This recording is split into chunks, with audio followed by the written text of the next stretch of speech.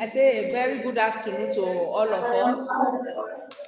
And thank you for being so punctual. Everybody is so punctual, and it's 12:01 now. And we are starting with the activity for today without further waste of time. Today we have a presenter who is one of us at the National Open University of Nigeria. That is the person of Dr. Chidima Herienta Owumbere, who is an associate professor in broadcasting at the Department of Mass Communication, Faculty of Social Sciences, National Open University of Nigeria. This presenter is whom I will call an all-rounder because she has so many specializations. I'm really amazed at the level of studies she has gone through. She is a trained nurse. So you see, that is my own professional colleague. You see? And she trained at the University of Nigeria Teaching Hospital in Enugu. She is also an educationist. That's another angle we are related. She studied English at UNN, and she now moved on to English education at UNN. She now moved on to Unilag, Eco for show, we call them. Where she has her PGD, MSc and PhD in mass communication, University of Lagos. So you see, after that, she was not tired. She now came to have a degree in law at our own great university, National Open University of Nigeria. You can see what I mean when I said she's an all-rounder. She's a nurse, she's a teacher, she's a mass communication specialist, and she's a lawyer. So she's a woman of timber and caliber. So we are very happy to have her amongst us here today. She's agreed to give us a wealth of knowledge and be with us to share with us her academic exercise in migration. She wants to share with us this morning. She has been a staff in this National Open University for the past 15 years. So she's not a JJC like some of us. She's been in the system. And she has passion for children, and her passion is also very high for her mass communication. She has published widely in both local and international journals. She has also traveled widely to different countries all over the globe, United States, Greece, Ireland, South Africa, amongst others. I cannot continue to mention all the places she's been to. And she has mentored many students, both undergraduates and postgraduates, as a counselor, as a project supervisor, as a teacher, name it. So she is fully all-rounder. She belongs to so many professional associations, ACCE, ACSPN, ACDE, ICDE, there are so many. The list is endless. So today we are very happy to have her with us, and her topic for today is framing of Africans' migration to Europe by news media in Europe and Africa, the untold truth and the need for media and information literacy. So, ma'am, Dr. Owumbere, we're happy to have you, and we say the ball is in your court. You are a co-host. You are a co-host, so you can share your PowerPoint with us. Yeah. Thank you very much, and you are welcome, ma'am. Thank you very much, my director, Dr. Aneto.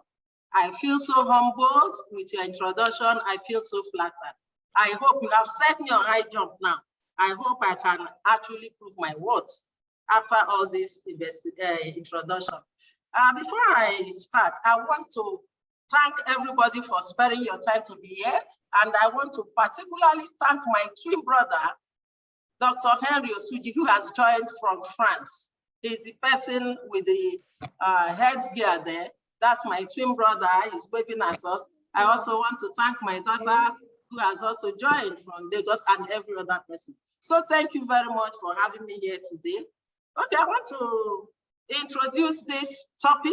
You've heard the topic already by saying that migration is an age-long thing.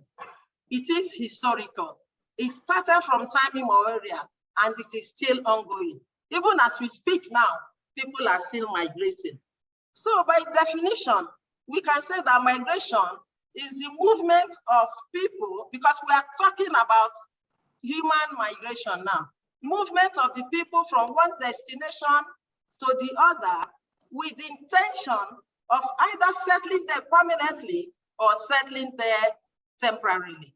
That's a just general definition. I know that there may be other definitions from other fields based on people's angle and disciplines.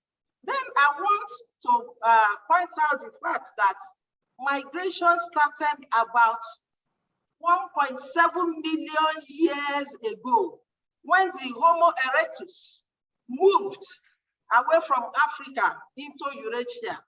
We all know Eurasia is a combination of Europe and Asia. So that you can imagine how long it's been. And it's been going on quietly without people raising eyebrows.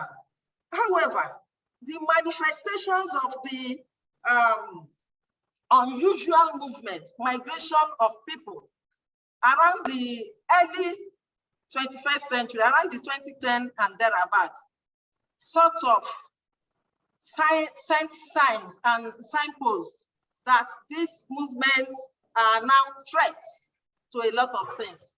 Threats to stability, threats to economy, threat to social welfare, threat to people's resources and all that. And for that reason, the media got very attracted, especially the media in the international sphere. It called attention and media started writing stories about this situation. And in the media circle, the situational description of this is the big story.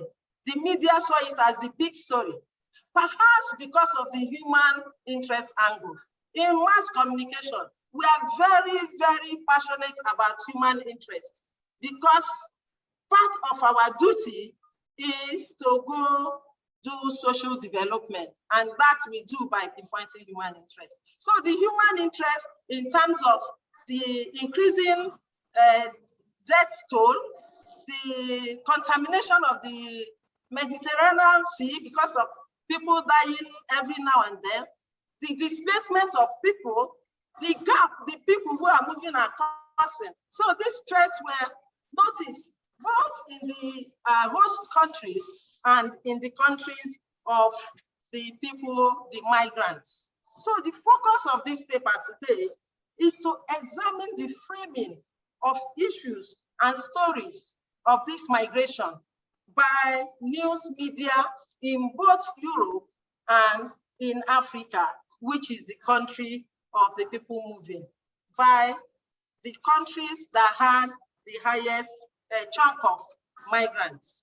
The study period is 2015 and 2016, when which were considered the peak of this crisis, because the media now started considering this, especially the media in the Western space started considering it as a serious crisis. So in order to conduct this study, some news media were examined, and 6 news media from the countries that were actually in Cuba. In Europe, we selected 3 news media from Spain, from Italy, and from Greece. And in Africa, we selected also 3 news media from Nigeria, from Ghana, and from Kenya. So in Spain, we used the local, the newspaper called the local. In Italy, we used the Italian Insider, and in Greece, we used the National Herald. Then way down in Africa, we used the Daily Trust in Nigeria, we used News Ghana in Ghana, and then the Standard in Kenya. The objective of this study, like I said, first is to examine how media is framing the stories around this problem. Second, to examine the tones they are using. In framing, we have different tones of positive, negative, or neutral. And thirdly, to identify the dominant tone that was used by this media that were churning out these stories. Well, we reviewed a lot of literature really on this topic, but for the shortness of time, I will just look at very few that specifically relate to this topic. At this point, I will please ask for your permission to share my screen so that we can look at these literatures together.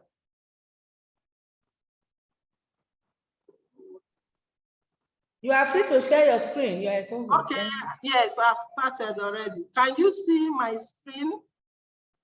Yes, can you see yes, I can see. Yes, we can see. Okay, I'm coming. Somewhere come now. It's like, what am I now?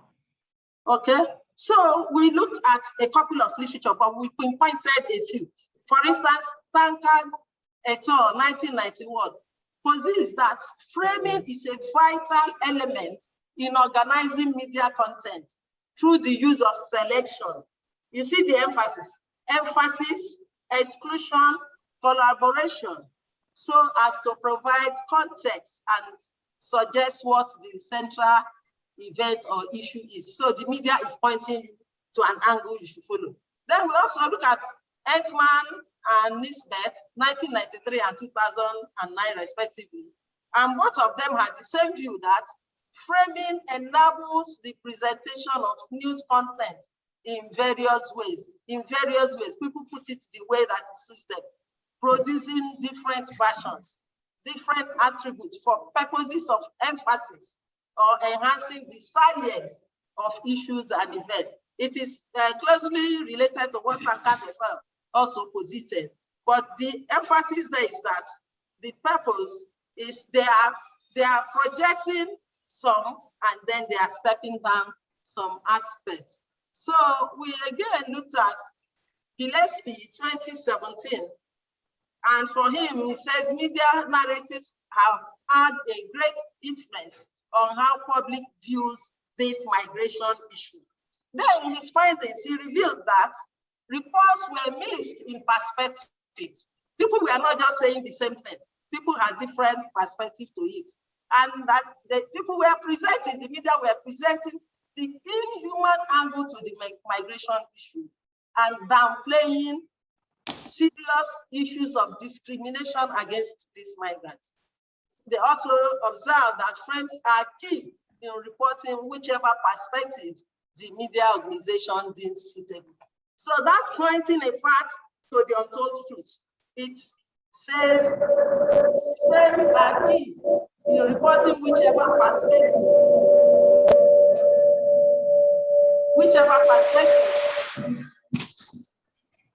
Which one is so then the next one on literature review is the theoretical framework. There's somebody in the background there, perhaps with the same thing on. Yes. It's my HOD. Okay. Is it clear now? Can I go out? The noise is still there. The background noise is still there. I don't think it's from here. Theoretical framework. Can you hear me? Let me be a little more audible. Of course, every study is usually hinged on a theory. I think it's from Professor Mojaye, the noise, please. Okay, he has left. He has just left with his system. Okay. Okay. Okay, sorry about that distraction. Sorry about that. Dr. Aneto, when next you see such, just mute the person at your hand. Because this will create a lot of difficulty editing this recording. Just mute that person, whoever is you can identify. Okay. Sorry about the distraction. Can I go on? Okay. Yes. Of course, we do know that every good research needs to be hinged on a theory. And for this particular work, the theoretical framework is the theory of Gregory Besson, who was the very first person to posit this framing theory. It is regarded as a second level agenda setting. Let me see. Because agenda setting does something like this framing theory. It points you to a particular direction. It tells you what you should think about. It tells you what you should discuss. So this framing is a little away from it. So in some areas, they call it the second level agenda setting. And from this theoretical framework, we could also get that frames refer to means through which the media deliver their messages on issues. Then also cognitive structures that guide the representation of events. So these are what frames are. The theoretical framework also shows that the media package and present information to the public to one, encourage or discourage certain interpretation, thus exercising selective influence. You get my meaning? They package information in a way that it will either encourage or discourage certain interpretation, so that at the initial, they are blocking your sense of judgment on that issue. Okay, so the next slide, still on theoretical framework, framing theory is a philosophical postulation through which media organizations deliberately create, select, shape new stories in particular frames to reflect the reality they wish to create. It's what they wish to create that they want you to hear. They are not allowing you to interpret, to critique the event yourself and come up with your own idea. So that's that. Then finally on, sorry, where am I? Okay, that's what we have for theoretical framework. What I've said in a nutshell is that the theory, this study was based on the framing theory, which is credited to Gregory Besson, who was the first person to posit it in 1972. And he also identified that frames are specific ways that media, the news media, presents package story so as to make you see the reality in their own heads, not in your own head. Method of study. The design, the method we use, may I stop sharing for now? Okay. The method for this study is, the research design is what we call content analysis. So for this study, some news media were purposely selected in the major destination countries. That is where these migrants are flowing to, and from African migrants' own countries. So justification for selection of the newspaper are key. One, the newspapers all have, change to host instead of host.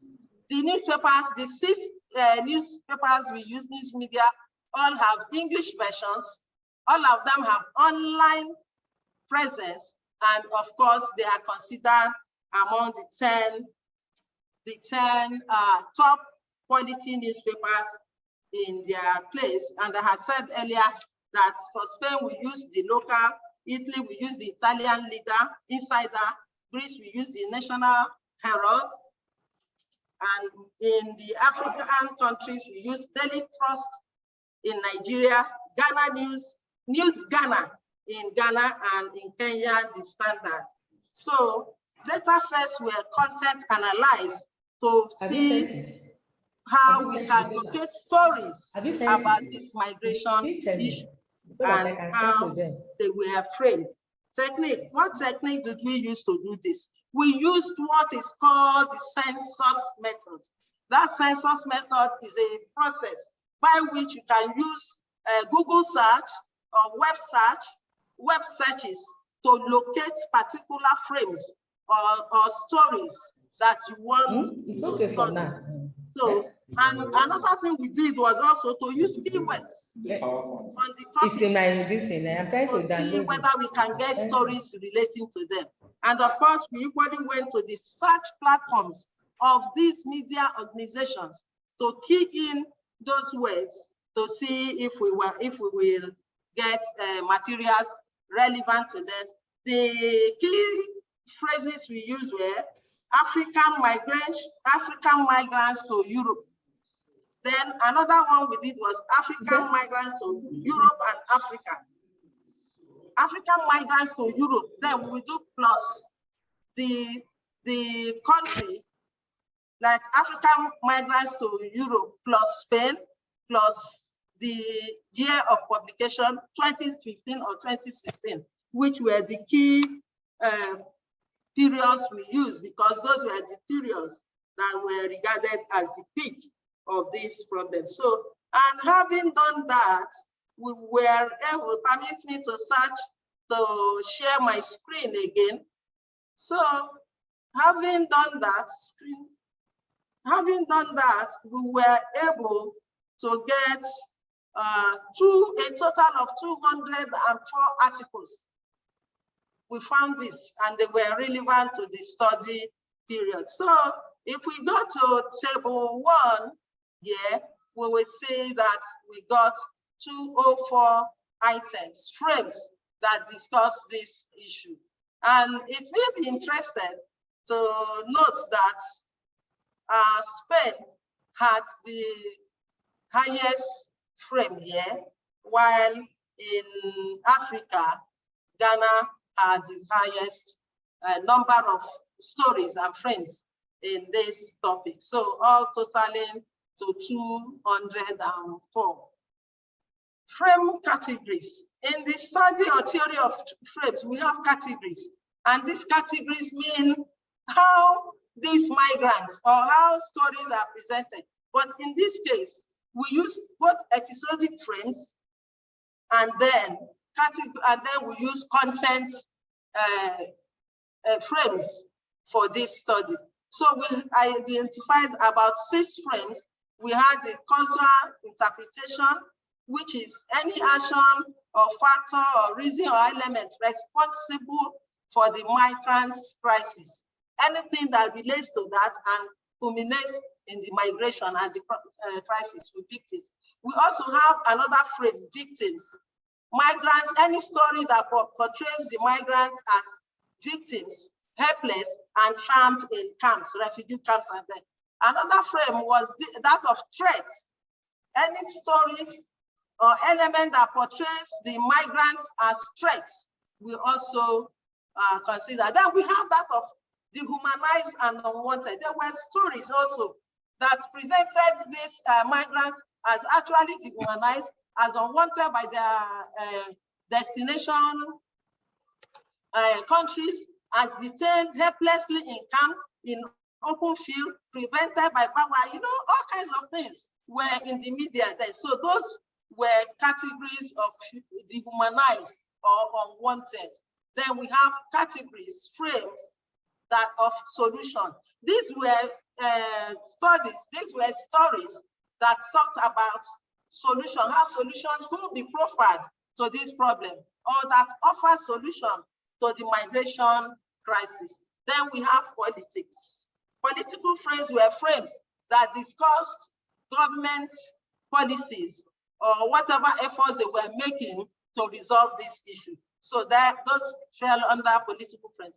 We have crisis instigation. In fact, this is the pathetic one. Any coverage or write-up that supports, stimulates advances or a definition of the situation of crisis. So because one would have expected ordinarily that people will have pity on these people rather than presenting them as creating a crisis situation and just hanging it there. Then of course we have frames of success, and these are stories that were excellent about these migration issues, that taught something that were humane, that looked at ways of resolving this problem, that accepted migrants stories about hosts that accepted these migrants and tried in one way or the other to help them. Then we have tones. What are tones? I mentioned it earlier on when I started, that these are frames. We have positive, we have negative, and we have neutral. The positive frames are those that say things that are favorable to the migrants. The negative ones are the ones that say unfavorable things about the migrants, and the neutral ones are ones that are neither in any of these two categories. Now findings. Our findings. If we look at the tables that we presented, we see that table 2 shows that Africa has more frames on the African migrants to Europe than European papers. From the European papers we checked, and we checked equal number of papers, 3 in Europe, 3 in Africa. But our observation is that we had more frames from Africa than from Europe. Of course, this could be easily explained because the study was restricted to migrants from Africa going to Europe. And of course, Africa will ordinarily have more frame as expected than the European countries. So let's refer the table 2, total number of frames in European and African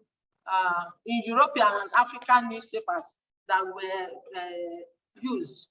You can see that we have 92 from Europe, and in Africa we have a whole 112, summing up to the 244 frames that we saw, that we identified. Then table 3 shows that the media in Europe framed African migrants to Europe more on the threat categories. The content that was framed had issues of threats 56 times. They saw them more as threats than any other thing, than a group of people they should sympathize with or try to help. So this occurred 56 times in the India 92 frames that we saw.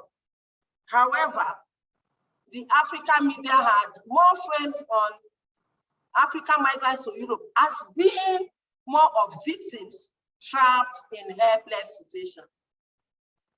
These frames were shown 36 times out of the 112 times frames that we had. So this, of course, is in line, it justifies the position of Gillespie 2017, that one of the perspectives of media narrative centers on emotion. Emotion, they were considering their emotion as against the problems of people who were migrating. Let's look at the table 3. This is my table 3, occurrence of the categories of frames. Now, look at the European side. We have threat. Look at the threat aspect. Can you see my slides, please? Hello? Yes, we can. Yes, we can. Okay, so look at the threat frames. In the European side, it occurred 56 times. Yes. Occurred 56 times. Look at success, only 5 times. Look at solution, only 9 times. Then on the African side, yes, this slide is not showing well. It's occurred, if you are seeing it well, I don't know how it's pushed to this side. It's occurred here, it is somewhere in here. It's occurred 36 times only. They also agree that, okay, there is the threat aspect, but it was not as illuminated. It was not as highly highlighted in frames as we had with that on the European side. Then table 4 shows that American media had more positive frames than the negative ones. African media, had more positive frames than the negative one. So why the host media framed it as more negative? The African media on migrants framed it as positive.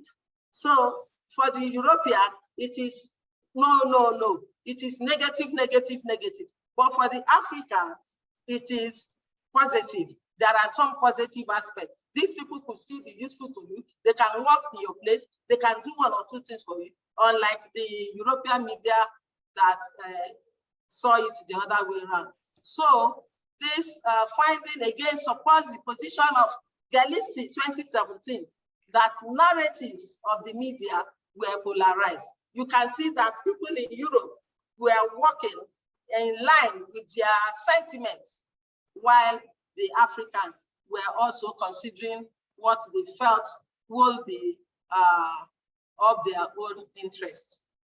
So, okay, so let's look at that table. Table 4 shows the tone. You see on the European side, we have the positive tone only 20 times. It occurred 20 times. Whereas we have a whooping 72 times where it occurred as negative, or where they occurred as negative. And on the African side, we have the frames occurring positive in 51 instances, while we have negative in 41. So for the Africans, it is more positive than negative. For the Europeans, it is more negative than the positive. So let's look at the different thought patterns. Europeans had their thought patterns where Africans also had theirs. And you see, the inability of European media to see the good or any good or the good side of migration to the host nations is an indication of stereotypical reportage. That is what we call stereotyping in reportage, and it is not the best. Then the African media, on the other hand, went in line with the thought that solution to the problem is more important since these migrants are already perceived mainly as helpless victims. So if somebody is helpless, one expects that they should receive help from some sort, some resort from somewhere. So Africans are calling for a lasting solution to the situation or the issue, rather than just framing them as threats and unwanted. Conclusion and suggestions. Sorry, 1 minute. Okay, conclusion and suggestions. The media anywhere in the world obviously presents issues the way they like, the way it suits them, the way they find suitable for several reasons. But this migration crisis has showed us actually how media struggled with narrative. They decided to downplay very important aspects of the case because they had their own sentiments. The study therefore concludes that the media in the major destination countries framed the African migrants to Europe issue more of a threat, while downplaying the important frames such as solution and successes. Okay, there are threats. What are you doing to solve this situation? What solutions have you proffered? You are just there announcing that there are threats. So conversely, the African media in countries with the leading migrants frame the issue more of emotional perspective, rather than stereotyping them like the media in Europe did. And this means that these migrants are showcased as victims, and the implication is that there is need for a call for tolerance by the people they have gone to, by the destination countries, and there is need also to find solution to the crisis. So far, so very good for the main aspect of this paper, then the untold truth. I'm sure we all know the truth, but let me say it. Let it be that it came from the mouth of a presenter. Oftentimes, we know that the coverage of very sensitive issues by different media, be it European media, be it African media, be it Asian media, are beclouded in sentiments and emotions, with the truth being downplayed. What you get from the news media more often than not is not actually the ideal. What you get is the slant, their own slant, the organizational sentiment towards that issue, rather than having a holistic, honest, accurate view of the issue on ground.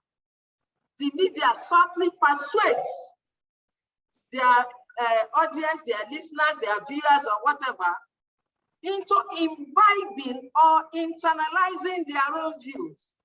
This is manipulation through framing, which is very unethical. Our role as communicators, as journalists, as pressmen, is not to go and wind people's brain. It is to present the facts to them so that they will make their own judgment. In one of the courses when we were in training, we were taught not to editorialize. Place the facts as they are. Let people make meanings out of them. But is that what we are doing? So framing manipulates the audience's interpretation or the likely misconceptualization of an issue or an event. So if the media in Europe, please try to round up, Ma. Doctor, okay, can so insensitively.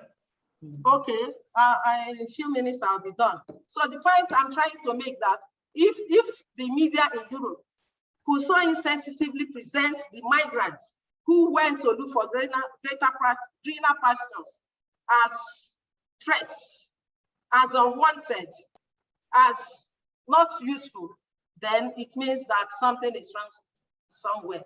It means that media coverage must be strictly on the beholder's eye, because not all that glitters is good. And finally, our findings in this paper underscores the value of the need for every citizen to be media and information literate. What does this mean?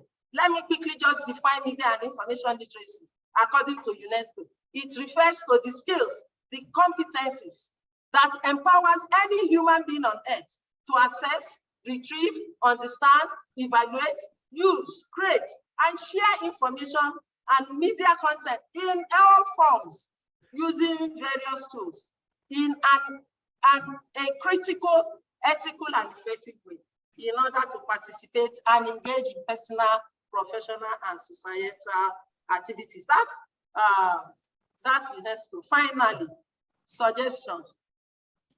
The paper suggests that media should rise above stereotypes and present narratives and frames that will address a challenge rather than worsen it. Then that every citizen must embrace media and information literacy for lifelong values and quality living for enhanced life expectancy.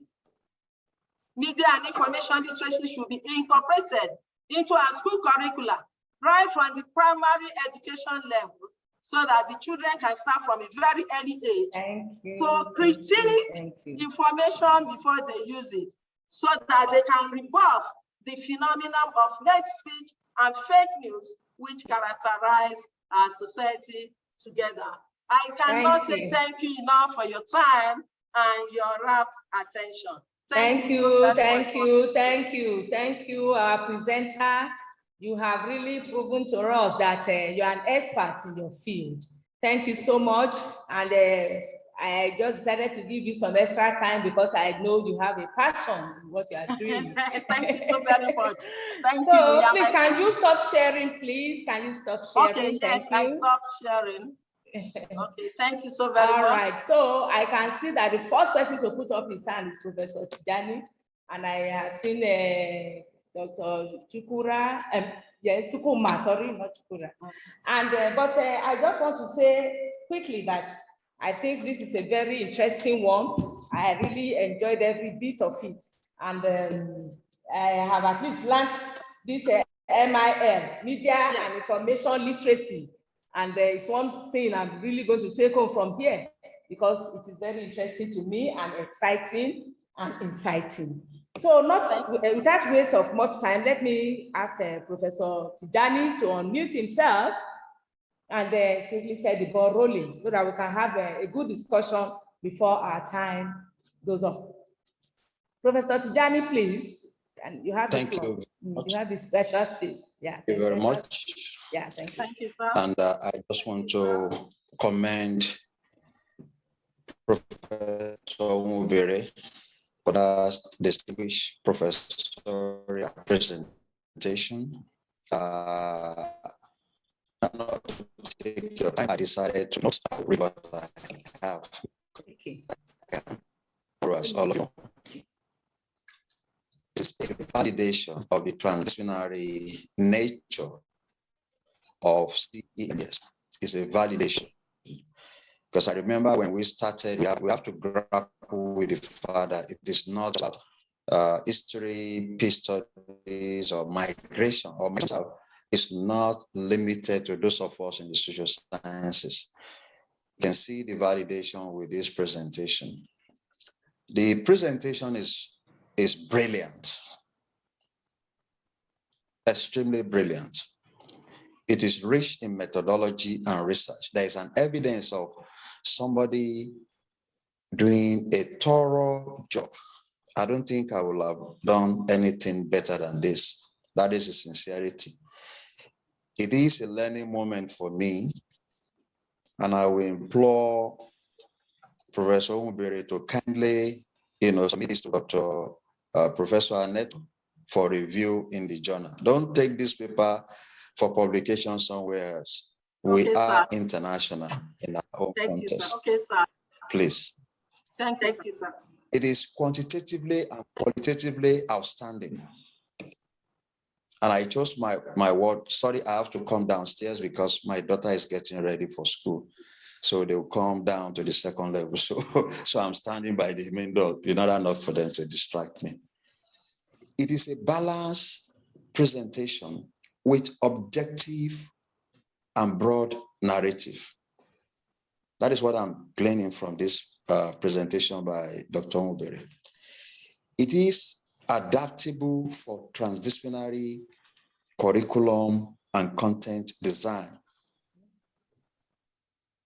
And I'm choosing these words carefully because of what is ongoing in terms of redesigning, in terms of the doctoral program, in terms of training, so that you do not train our students in a silo manner.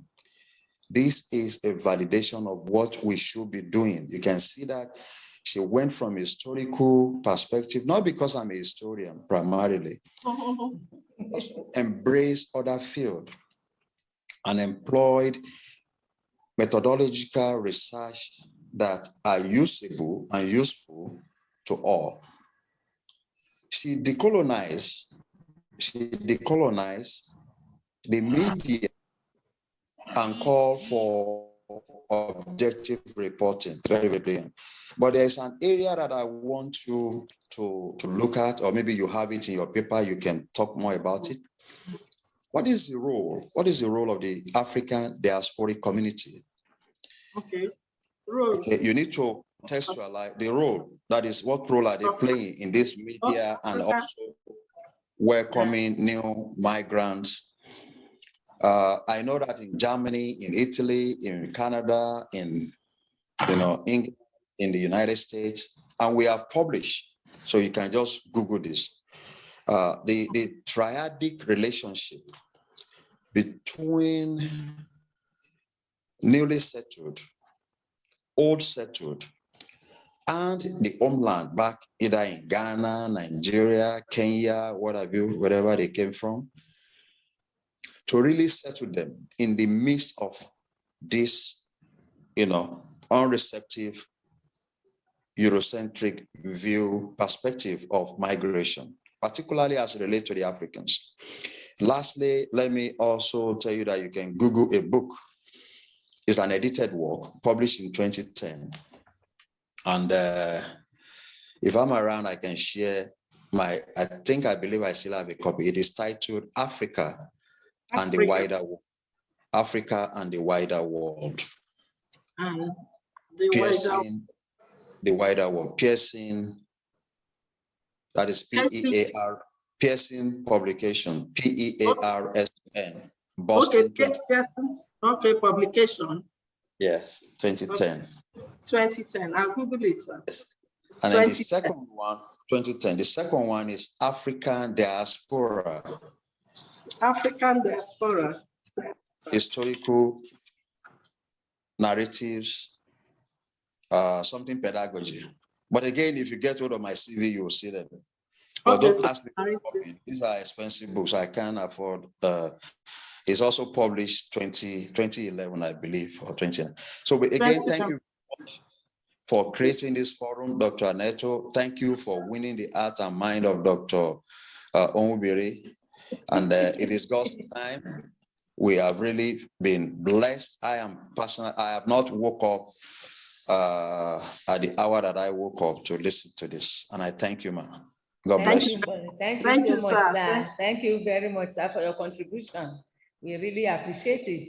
Dr. Nena Chukuma, please, can we have your comments? Yes. Thank you, Ma. Thank you for recognizing me. Thank you. I want to thank Dr. Onwubere for awakening my consciousness. I really appreciate this research because it actually awakened an underlying consciousness of all of us, but that we do not really know how to go about it. Ma, please, thank you so much for doing this work. My worry is on what framing does to Africa as a whole. Now, framing manipulates the audience. From what she had said, I was just listening. Framing manipulates the audience where it deliberately selects and shares news items to reflect the wish of the creator. Now I ask, where do you draw a line between framing and ethical issues as it has to do with news item? That's my question. How do you draw the line between framing and ethical issues? We also know there is a boundary between when you are like my understanding, in the narratives, it is seriously polarized when it has to do with migration issues.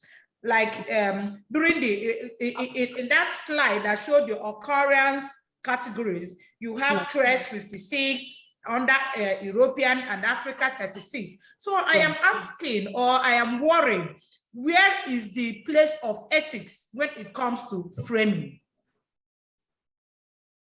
Okay. So thank you. I think we take another question, or if there are more, so that the speaker will just attend to all at once.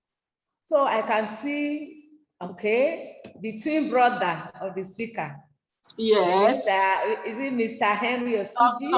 Dr. Henry Osuji, please, over to you, sir. Thank you very much. I thank my sister for the presentation, which is just a very brilliant one. I think Professor Tijani preempted me in a way by commenting on the African diaspora's point of view. Okay. Yeah, so I'm a directly involved, person in this aspect. So I've been in France since 1984. Wow. And we've seen generations of Nigerians coming and going. So an important aspect of this paper will then be to show the consequences of the negative framing by European media, and then the positive framing by African media. You will now see the two sides of the truth or the untruth. So for more sociological or societal influence, it would be very nice to sound the opinions of people who are outside Nigeria to know the changes or the transformation or the metamorphosis that has happened between, the people who have migrated from Nigeria to Europe. Because this type of migration is not the type we studying in economics, urban migration or rural exodus, where you are somewhere within the country trying to make ends meet. So this is really what we call it, a long haul. You move from one continent to another. It has consequences, cultural, anthropological, society on the value system and the identity of people who have migrated. You see whether they are female or male, you see changes, coming in among the, on the characters or the ways of life of people who have migrated. Actually, you may find us becoming hybrids. Some people are no longer Nigerians or Africans. They are no longer Europeans. They are somewhere in between, which is a completely different identity. So when you expect me home and you see, the Henry Osuji I knew before when I was in college or in the university, it will not be the same anymore. So people need to understand that. So it's an aspect of the work that will be very important to the society. So which my sister should look into before the publication. Thank you very much. Thank you very much, sir, for your, well, maybe since I cannot see anybody's hand up again, maybe the speaker can attend to the concerns of the speaker, of the audience. Thank you. Thank you very much. Thank you. I want to thank all of you again, particularly Professor Tijani. I didn't know the work was that okay or good. And then for the contribution of my brother, I will look into those things. Of course, I told my brother, I will throw back the problem on his head. We will do them together and polish this paper and send to that our esteemed journal. For Nana, I want to thank you also for encouraging me, for appreciating what I've done. And your question is, where do you draw the line between framing and ethical issues? Did I get you right? Yes. Yes. When you are in training, like every other profession, there are ethical considerations. There are there. But you see, there is a big difference between the pound and gown. Oh. When they teach you it in the classroom, you learn theories, you learn all these things. But when you go out, you know that there is something driving you, your organization, your institution, and you have to work to please them first. So it is not that these people doing this thing do not know that they shouldn't. They know all these theories. They read them, they write books and send us. But it's the instinct to please their organizations. So there is actually no line to draw because the things are explicit. There are something like when I said that framing is a manipulation of people's intellect. And I said it, okay, I skipped some of the slides. I said it that it is unethical. And no matter how you look at it, my sister, is unethical. So there is no line anyway.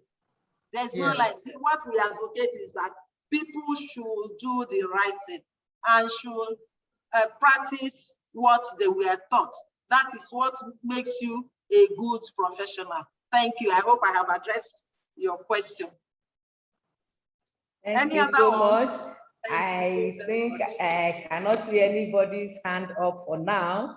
So all I want to say is I really thank you, Dr. Onwubere, for this very, very insightful lecture. And I don't know, is Professor Emeritus Professor around? He has another activity, so he said he may not be fully with us. If he's around, okay, I think he's not on the platform. So I would have wanted him to say something. But he's not on the platform. Where is Professor Abdallah today? Where is Professor Abdallah?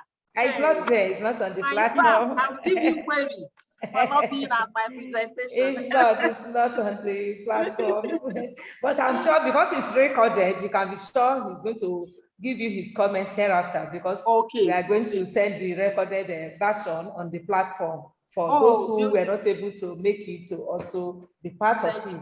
I really think I appreciate this lecture so much. And I would say everything concerning Africa and Europe all still boils down to racism, as far as I'm concerned. That is my own approach. Whether you call it media framing or whatever, it's about racism. Because people think nothing good can come from Africa. You know that even if this our COVID that is ongoing, you know they expected us to die in millions on the road. In the numbers that they will be picking corpses, you know, but that was not God's plan for us. The reverse was the case. So everything like that is based on this color and superiority. The people feel since they knew first, they know more. Not necessarily. You may know first, they not know more. And this is on being humble as human beings, to know that you got it first doesn't mean you are the best. Exactly. Doesn't really mean. So that is my only contribution to this discourse. But I will say, like you didn't disappoint me, Dr. Umbere, I expected this from you. And I said, as a nurse, the first thing you read in life makes you tough. Of course. Makes you rugged and tough. Of course, you and told so me. You can go to any length, any angle once you start with that profession, nursing. I'm sorry I'm not being balanced there. I don't want anybody to be jealous of us, but I want to say thank you. Thank you so much, Professor Tijani. He was one of the first to log in today. He's always there for us on this platform. Thank you. He's always here for us, and I really count on him anytime, any day. He's a mentor par excellence. I thank you all for your attention, for your time, and I tell you that next week, another exciting moment together. You won't regret being there. Thank you, and have a nice day. Motibalawa, Prof. Motibalawa. Thank you, Thank you. My namesake. Thank you. I was almost that you are taking sides with Dr. Ongber. But she's a lawyer too, don't worry. She's a lawyer. So you can also take sides. You can also take sides. Bye-bye. All right, so bye. Thank you, ma'am. Okay, bye-bye. Thanks. Thank you, Prof. Thank you so much. Very nice seeing you. Thank you. Thank you. Thank you so very much. Dr. Rima. Well done, ma. Yes. That's all about it. You last. Thank you.